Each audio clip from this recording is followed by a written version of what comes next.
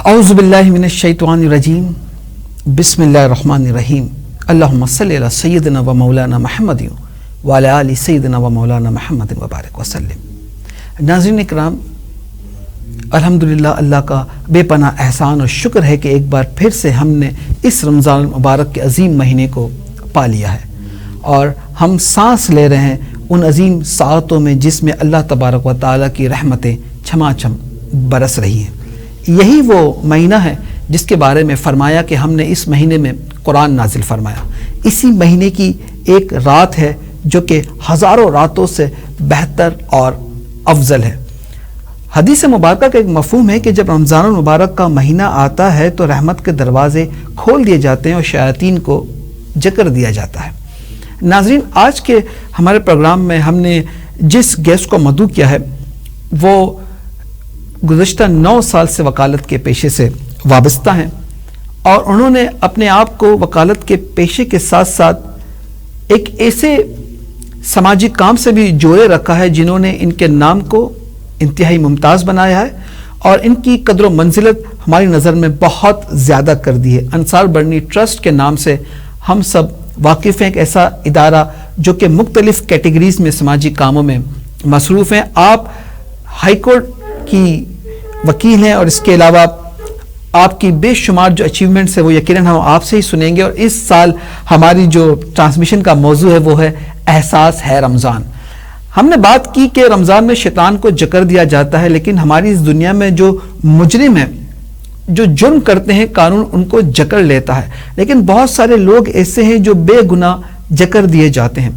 اس کی کیا وجوہات ہے؟ کیا احساس ہم میں ختم ہو چکا ہے کہ ہم ان کو بے گناہ سلاخوں کے پیچھے دکھیل رہے ہیں؟ تو میرے ساتھ موجود ہیں محترمہ قرۃ العین محمد انیس صاحب۔ آپ نے کس سوچ کے تحت اپنے آپ کو اس پیشے کو ایک سماجی کام کے ساتھ بھی جوڑ لیا؟ اس کے پیچھے کیا احساس تھا یا کوئی اور آپ کی سوچ کا فرماتی؟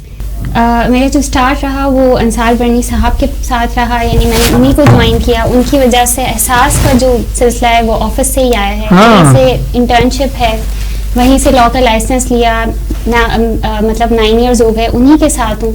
تو ان کے اندر کتنا احساس ہے اس کا گواہ پورا پاکستان ہے، بلکہ انٹرنیشنلی بھی وہ ریکگنائزڈ ہیں اپنے ورک کے لیے۔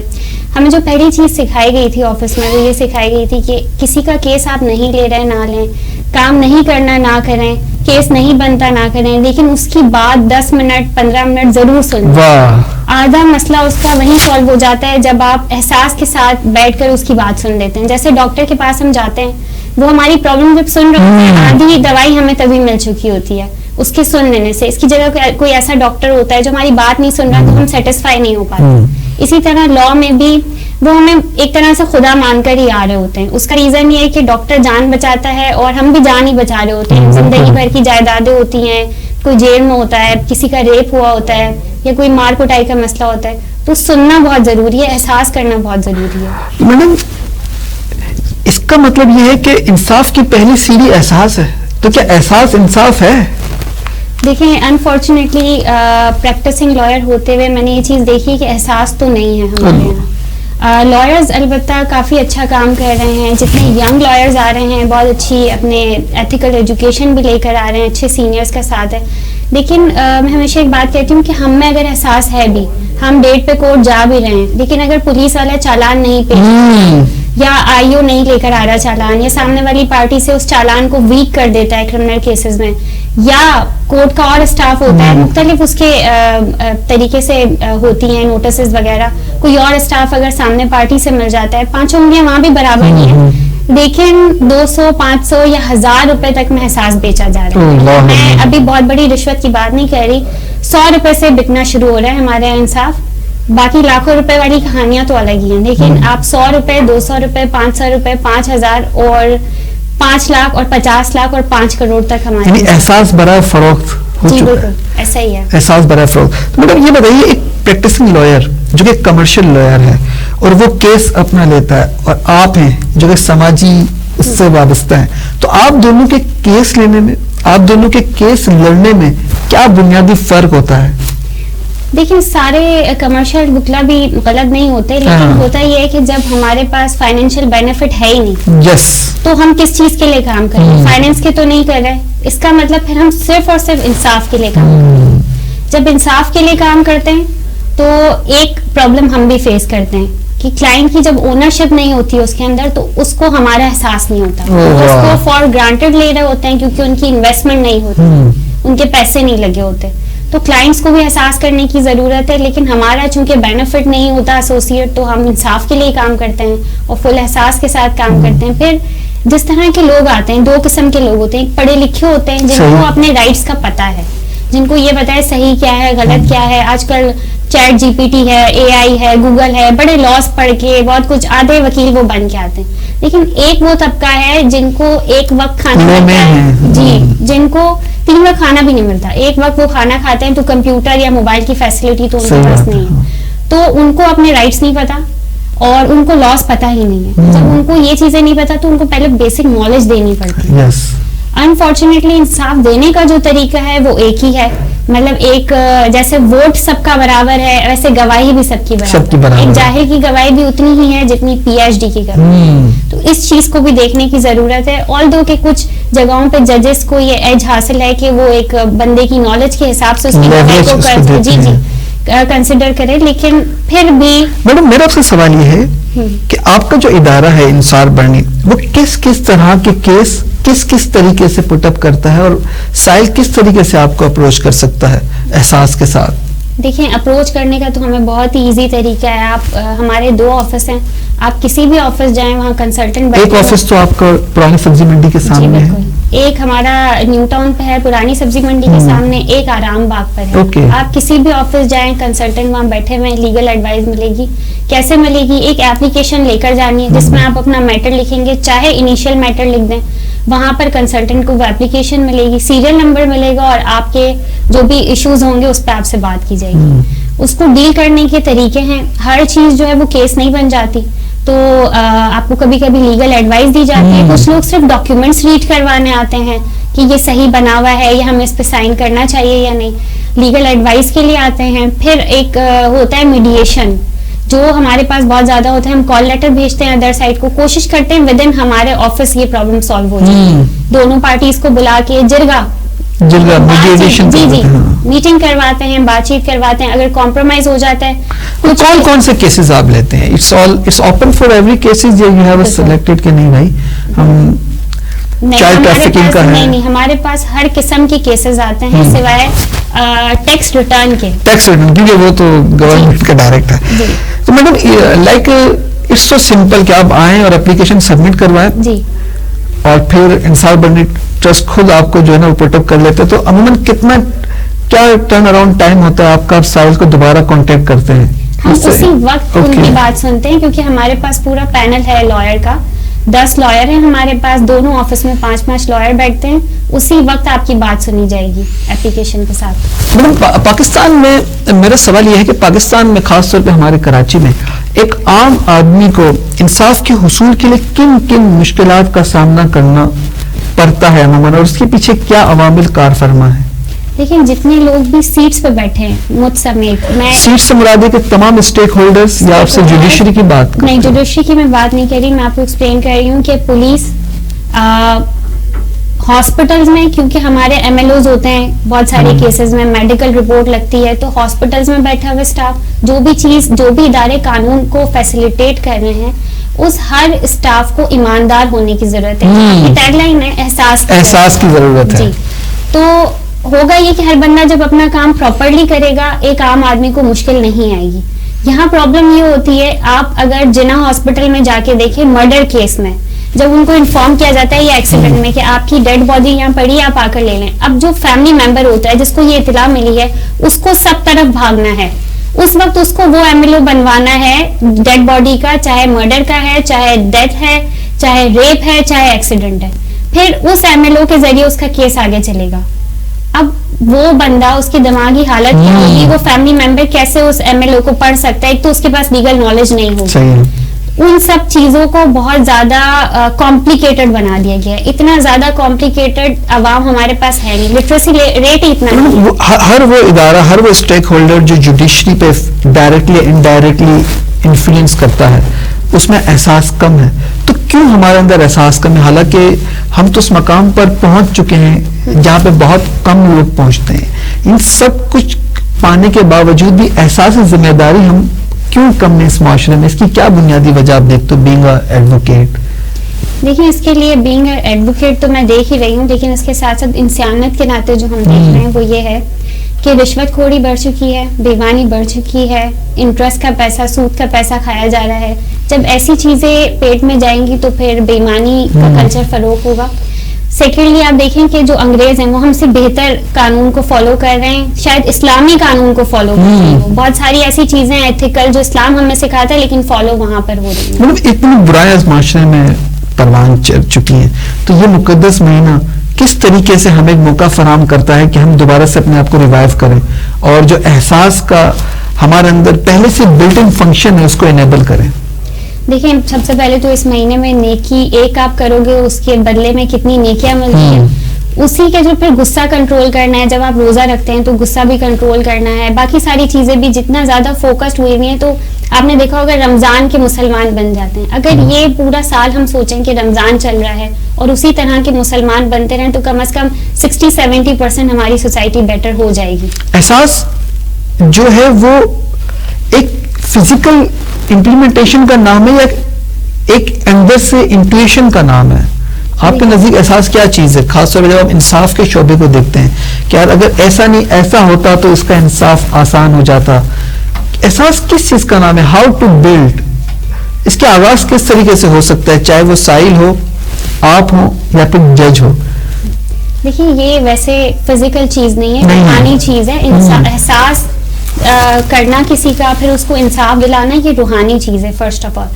سیکنڈ یہ کہ ججز ہوں یا ہم ہوں, ہم صرف زندگی کو ایک بار دیکھ لیں کہ زندگی ہے کیا. اس کے لیے آپ کسی بھی سرکاری ہاسپٹل چلے جائیں جہاں پر یہ ایکسیڈنٹ کے, ریپ کے یا ڈیتھ کے کیسز آتے ہیں. اس کے علاوہ آپ نیوز کو دیکھ لیں, ایک ڈمپر نے ٹکر لگائی تو 5 لوگ مر گئے, 10 لوگ مر گئے. یہ ہماری زندگی ہے. قبر میں جانا ہے, آپ کا بھی خالی ہاتھ ہے, میرا بھی خالی ہاتھ ہے. تو بہت زیادہ پیسہ کما کر یا بہت زیادہ پیسہ لے کر بے ایمانی کے تھرو ہم کچھ نہیں لے کر جانے والے. آپ کے پاس جب سائل آتا ہے تو آپ کو محسوس ہوتا ہے کہ سائل کی بہت ساری لا علمی ہے جو کیس کو بہت زیادہ کمپلیکیٹڈ کرتی ہے, کیا کبھی ایسا بھی ہوتا ہے؟ بالکل ایسا ہوتا ہے کہ ایک تو کمپلیکیشنز ان کی لا علمی کی وجہ سے تو بڑھی جاتی ہیں, ساتھ ساتھ وہ جو اگریشن ہے, جو صبر تحمل نہیں ہے ہماری سوسائٹی میں, اس وجہ سے بھی پرابلم ہو رہی ہے. مطلب 5 منٹ کی پرابلم سالو ہو سکتی ہے لیکن صبر یا تحمل نہ کرنے کی وجہ سے, یا کیونکہ فیسلٹیز بھی نہیں ہے, تو بندے اتنے زیادہ اگریشن کا شکار ہیں کہ وہ فرسٹریشن کہیں نہ کہیں تو پھر نکل رہی ہے. تو وہ نکل رہی ہے سوسائٹی پہ. آپس کے بہت سارے جھگڑے بیسک نیسیسٹیز کمپلیٹ نہ ہونے کی وجہ سے ہو رہے ہیں. بیسک نیسیسٹی جو ہے وہ حکومت وقت کی ذمہ داری ہوا کرتی ہے. ناظرین, ایک چھوٹا سا کمرشل بریک لیتے ہیں اور اس کے بعد جو میڈم نے بات کی کہ ہمارے اندر جو بنیادی ویلیو صبر اور تحمل ختم ہو چکا ہے, تو صبر اور تحمل احساس کے ساتھ کس طریقے سے لنک کرتا ہے وہ ہم میڈم سے جاننے کی کوشش کریں گے ایک چھوٹے سے کمرشل بریک کے بعد. میڈم, بات وہی جہاں سے شروع کی تھی ہم نے, بنیادی سوال کہ آپ ایز اے کمرشل لائر بھی اپنے آپ کو رجسٹر کروا سکتے تھے, مگر نہیں, آپ نے اپنے کیریئر کا آغاز بھی انصار بڑھنی سے کیا. اس کے پیچھے کیا بنیادی احساس تھا؟ دیکھیے, ویسے ہم ہیں میمن قوم سے تعلق ہے, تو یہ تو بائی برتھ ہم میں ہوتا ہے کہ ہمیں ہیلپ کرنی ہے, سوشل سروسز کرنا ہے. اس کے ساتھ ساتھ کچھ گھر کا ماحول ہوتا ہے, ماں باپ کی تربیت ہوتی ہے, فیملی سپورٹ ہے, اور پھر ایک جو چیز تھی کہ جو خود کے ساتھ ہوا ہے وہ سوسائٹی میں کسی کے ساتھ نہیں ہونا چاہیے. اسکول, کالج, یونیورسٹی میں ایک بیسک فارمز بھی ہمیں دے دیے جاتے تھے, وہ بھی ہمیں فل کرنے کے لیے کسی کی ہیلپ چاہیے, کیونکہ گائیڈ لائن پراپر نہیں تھی, کاؤنسلنگ پراپر نہیں تھی. تو وہ یہ جو بیسک چیزیں ہیں, کہاں کیا چیز جمع ہونی ہے, ڈاکیومنٹیشن کیا ہوگی, پیپر ورک کیا ہوگا, اس کے لیے لوگوں کو اگر فیسیلیٹیٹ کر دیا جائے تو کورٹس بھی بہت سارے برڈن سے بچ جائیں گے. فیسیلیٹیشنز کی ضرورت ہے, اور آپ وہ ایز اے برج کردار ادا کر رہی ہیں. میڈم, ہم معاشرے میں نے دیکھا ہے کہ مرد حضرات بہت زیادہ احساس کا مظاہرہ کرتے ہیں اور بہت زیادہ خدمت بھی کر رہے ہوتے ہیں، لیکن جب وراثت کی بات آتی ہے تو اپنی بہن کو اس سے اکثر محروم رکھتے ہیں. اس کے پیچھے کیا وہ بنیادی ان کی ذہن سازی ہوتی ہے کہ بہن کو وراثت دینے میں ان کا احساس کیوں نہیں جاگتا؟ دیکھیں میں آپ کی تھوڑی سی کریکشن کروں گی، صرف بہن نہیں، ہر عورت وراثت سے محروم ہے. کہ آپ کی چاہے بہو ہے، بیوی ہے، بہن ہے، بیٹیاں ہیں، عورت وراثت سے محروم. اس کا ریزن یہ ہے کہ ہم ایک انڈین کلچر کو فالو کر رہے ہیں، کیونکہ ہم ان سے سیپریٹ ہوئے ہیں تو ہم انہی کے کلچر کو فالو کر رہے ہیں کہ مرد جو ہے وہ جس چیز پہ قابض ہے، اور عورت کی جب شادی کر دی گئی یا عورت کو کسی اور رول میں دیکھا گیا تو وہ بس وہی اس کا رول ہے، یا اس کے اوپر جو انویسٹمنٹ کی گئی وہ اس کا رول ہے. جبکہ ایسا نہیں ہے.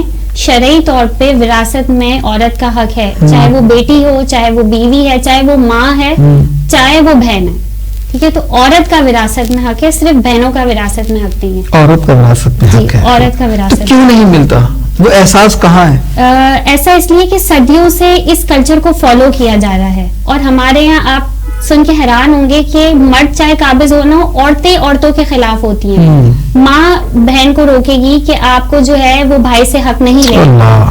اس لیے نہیں کہنا کہ ماں اسی چیز کی عادی ہو چکی. ہماری سوسائٹی کی عورتیں اس چیز کی عادی ہو چکی ہیں. اس کا مطلب ہم اس کلچر کو بھی پروموٹ نہیں کر رہے بالکل کہ آپ جائیں اور مطلب گھر کے بڑوں کے سامنے کھڑے ہو جائیں یا گھر کے محافظوں کے سامنے کھڑے ہو جائیں، لیکن جو جائز حقوق ہیں ان کو نہ لینے کی ہماری عورت عادی ہو چکی ہے. شریعت تو پابند کرتا ہے کہ آپ عورت کو اس کا وراثت کا حق دے. کیا پاکستانی قانون بھی آپ کو یہ موقع فراہم کرتا ہے عورت کو اگر وہ قانون کا دروازہ کھٹکھٹائے تو اس سے انصاف کی توقع کی جا سکتی ہے؟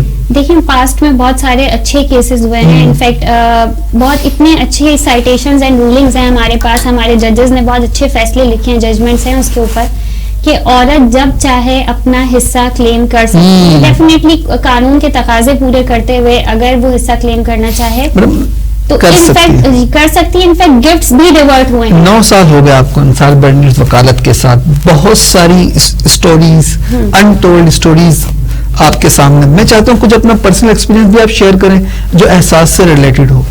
دیکھیں احساس کی جہاں تک آپ نے بات کی تو ایک کیس ہمارے پاس آیا تھا جب میں جونیئر ہوتی تھی. میں اسسٹ کر رہی تھی مسٹر انصار برنی کو.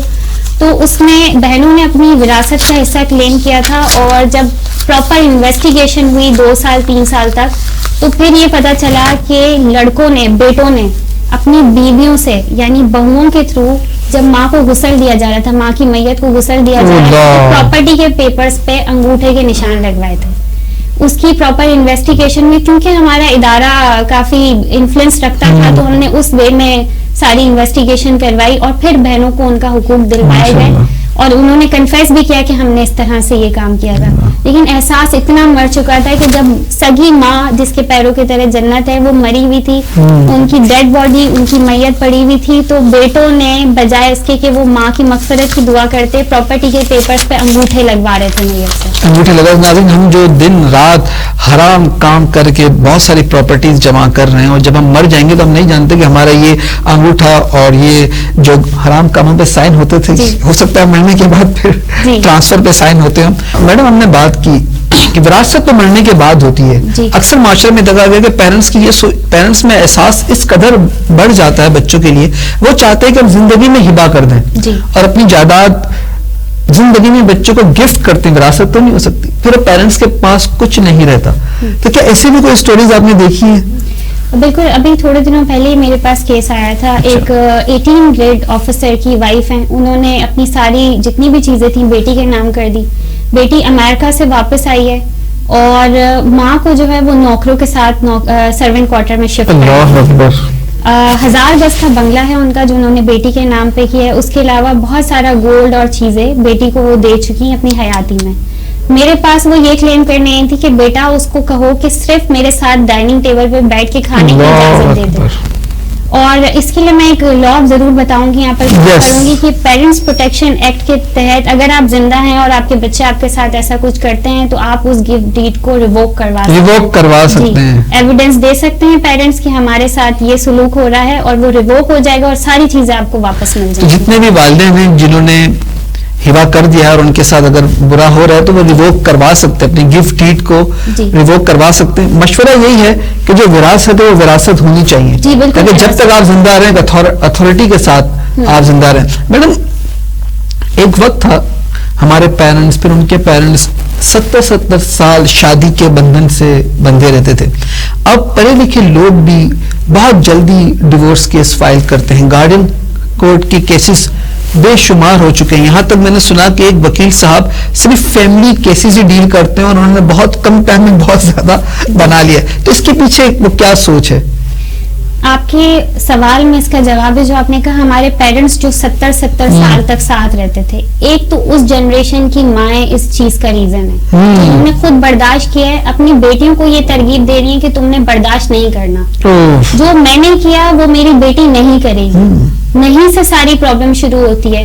جب آنٹی کی اپنی زندگی 70 سال برداشت کر کے چلی ہے تو بیٹی کو وہ صبر کی ترغیب کیوں نہیں دے رہی؟ صحیح. بیٹی کو سکھایا جا رہا ہے، خاص طور پر میں ماؤں کو ٹارگٹ کر رہی ہوں کیونکہ میرا بہت زیادہ ایکسپیرینس ہے. ہم لوگ سال میں تقریباً 1500 کیسز ایک کنسلٹنٹ ہمارا ڈیل کرتا ہے. فیملی کیسز نہیں، ٹوٹل اس میں سے 70% فیملی کیسز. اس کا مطلب 1000 کے قریب فیملی. جی 1000 کے قریب. اور ایک کنسلٹنٹ ڈیل کرتا ہے اور اس کنسلٹنٹ کے پاس بار بار یہ پرابلم مائیں لے کر آ رہی ہیں بیٹیوں کو کہ میری بیٹی کیوں برداشت کرے گی، میری بیٹی کھانا کیوں بنائے گی، میری بیٹی یہ نہیں کرے گی، ویسا نہیں کرے گی، کام نہیں کرے گی. ایسا نہیں ہوتا ہے. اگر آپ کی زندگی صبر کر کے چلی ہے تو آپ کی بیٹی کی زندگی جائز صبر کر کے چلے گی. اس میں کہیں یہ بات شامل نہیں ہے کہ آپ پہ ہاتھ اٹھایا جائے یا آپ ظلم ہو رہا ہو. ظلم آپ برداشت نہ کریں، لیکن کھانا بنانا بیسک نیسیسٹی ہے، وہ لڑکے کو بھی آنا چاہیے، لڑکی کو بھی آنا چاہیے، اور ضرورت پڑنے پہ ہر ایک کو کام کرنا. صبر نہیں ہے جی. ایک ایکویلٹی کا جو کانسیپٹ پوری دنیا میں رائج ہو چکا ہے وہ بھی ایک بہت بڑا انفلوئنس بن چکا ہے. پھر جب رشتے ٹوٹتے ہیں اور بچوں کے لیے گارڈن وارڈ میں جاتے ہیں، اور ہم نے دیکھا ہے کہ کورٹ میں جس طریقے سے بچے مل رہے ہوتے ہیں وہ بہت ایک ہارڈ رینچنگ ایک آپ کے لیے منظر ہوتا ہے. تو جو بروکن بچے ہیں، بروکن فیملیز کے جو بچے ہیں، کیا وہ احساس کمتری کا شکار ہو جاتے ہیں؟ آپ کا پہلا جو جملہ ہے کہ ایکویلٹی اگر ہم اپنے دین کا پراپر مشاہدہ کریں نا تو ہمارے پاس ایکویلٹی کا کانسیپٹ نہیں ہے. ہمارے پاس کچھ چیزوں میں مرد کو سپیریئر کہا گیا ہے، کچھ چیزوں میں عورتوں کو سپیریئر کہا گیا ہے. یہ نہیں ہے کہ عورت ہر چیز میں نیچے. بہت ساری جیسے جنت تو ماں کے قدموں تلے ہے تو عورت کے پاس ہی، مرد کے پاس نہیں ہے. ماں کا مقام الگ ہے، بیوی کا مقام الگ ہے. تو ایکویلٹی تو ہمارے دین میں ہی نہیں ہے. ہم کس ایکویلٹی کے لیے لڑ رہے ہیں؟ ایکویلٹی کا کانسیپٹ ہی نہیں ہے. جہاں مرد کو امیر بنا دیا گیا ہے، ہمارا کیئر ٹیکر بنا دیا گیا ہے، وہاں ہمیں ایکسپٹ کرنا ہے کہ وہ ہمارا کیئر ٹیکر ہے. اس میں کوئی برائی بھی نہیں، کوئی برائی نہیں ہے کیونکہ بہت ساری چیزوں میں عورت کو بھی اعلیٰ درجہ دیا ہے. ہم اپنے درجے پہ فائز رہیں، وہ اپنے درجے پہ فائز رہے گا تو پھر ہم ایک پراپر فیملی. درجوں کا احساس ہونا بہت ضروری. جی. سیکنڈ آپ نے بات کی، اس کا ڈائریکٹ اثر پڑتا ہے بچوں پر. اسپیشلی کورٹ کا جو ماحول ہے، گارجین کورٹ کی جہاں بات کر رہے ہیں، وہ کوئی سیپریٹ نہیں بنے ہوئے، وہ انہی کرمنل کورٹ کے بیچ میں بنا ہوا ہے، انہی کرائم سینٹر کے بیچ میں بنا ہوا ہے. وہی پولیس بھی آئے گی، وہیں پہ فساد بھی ہو رہا ہے، جھگڑا بھی ہو رہا ہے، ہر قسم کا بندہ موجود ہے وہاں. 1 دن 2 دن اور 2 مہینے کے بچے سے لے کر آپ کے پاس 18 سال تک کا بچہ آتا ہے جب تک کہ بالغ نہیں ہو جاتا. کورٹ روم میں میٹنگز چل رہی ہوتی ہیں، شور شرابہ، ہلا گلا، اور وہاں پر بچہ جو سیکھ رہا ہوتا ہے، کیا سیکھ رہا ہوتا ہے، کیا تربیت ہو رہی ہوتی ہے. پھر 9 سال سے اوپر بچے کی تو گواہی بھی ہوتی ہے. تو جج کے سامنے جا کر جی میرے امی یہ کرتی ہیں، میرے ابو یہ کرتے ہیں، میں نے ان کو یہ کرتے ہوئے دیکھا، دادی مارتی ہیں نہیں مارتی، یہ سوال جواب ایک معصوم ذہن سے پوچھنے کا نہیں ہے. ایک کورے کاغذ پہ ہم جو باتیں لکھ رہے ہیں وہ ہماری سوسائٹی کے لیے بینیفیشل نہیں ہے. بینیفیشل بالکل نہیں ہے. یہ سب کچھ رک سکتا ہے اس ایک بنیادی تصور احساس کے ساتھ جو کہ معاشرے میں اس وقت بالکل ہی معدوم ہو چکا ہے. ناظرین، میڈم نے بہت ہی اچھی بات کی کہ اگر ہم ایک چھوٹا سا تصور احساس اپنی زندگی میں دوبارہ سے پیدا کر لیں. احساس تو جب ہم پیدا ہوئے اور ہم نے جب رونا شروع کیا تو ہمیں اس بات کا احساس ہو چکا تھا کہ اب ہم اس زمین پہ آ چکے ہیں، اس دنیا میں ہمارا جنم ہو چکا ہے، اور اس دنیا میں اللہ تبارک و تعالیٰ نے ہمیں اپنی عبادت کے لیے پیدا کیا ہے. عبادت کا مقصد نماز، حج، روزہ، زکوٰۃ بالکل نہیں ہے، بلکہ عبادت کا مقصد صرف اور صرف اللہ اور اس کے رسول کے ہر حکم کے ماننے کا نام ہے. احساس اسلام کی ایک بنیادی ویلیو ہے. اس ایک واقعے کے ساتھ آج کے پروگرام کا اختتام کرتے ہیں کہ حضور اکرم صلی اللہ تعالیٰ علیہ وسلم کی بارگاہ میں چند صحابہ موجود تھے جس میں سے ایک صحابی کا بیٹا گم ہو گیا تھا بہت دنوں سے. کہ یکایک ایک اور صاحب آیا اور کہا کہ آپ کا بیٹا مل گیا ہے. وہ فرد کے جذبات سے جب جانے لگے تو حضور نے کہا کہ اپنے بیٹے کو بیٹا کہہ کے مخاطب نہ کرنا, ایسا نہ ہو کہ وہاں پہ کوئی یتیم بچہ کھیل رہا ہو اور اس کے دل پہ ٹھیس پہنچے. اگر ہم صرف اپنے گھر میں احساس پیدا کر لیں, کوئی بھی فیصلہ لینے سے پہلے احساس کی نظر سے یہ سوچ لیں, یہ دیکھ لیں کہ ہمارا یہ فیصلہ ہماری آنے والی کتنی نسلوں کو متاثر کر سکتا ہے, تو یقین جانیے وہ ایک لمحے کی سوچ ہمیں کورٹ سے, ہمیں وکلا سے اور ہمیں بے شمار جھنجٹوں سے بچا سکتی ہے, اور اس کے ساتھ ساتھ ہمارا بے تحاشا پیسہ جو ہم نے حلال کی کمائی اور محنت سے حاصل کیا ہے اس سے بھی ہم محفوظ ہو سکتے ہیں. اپنا بہت خیال رکھیے گا اس یقیناً اپنے پن کے ساتھ کہ اس معاشرے میں ہم احساس ذمہ داری کا مظاہرہ کرتے ہوئے احساس کے ساتھ زندگی گزاریں گے. السلام علیکم ورحمۃ اللہ وبرکاتہ.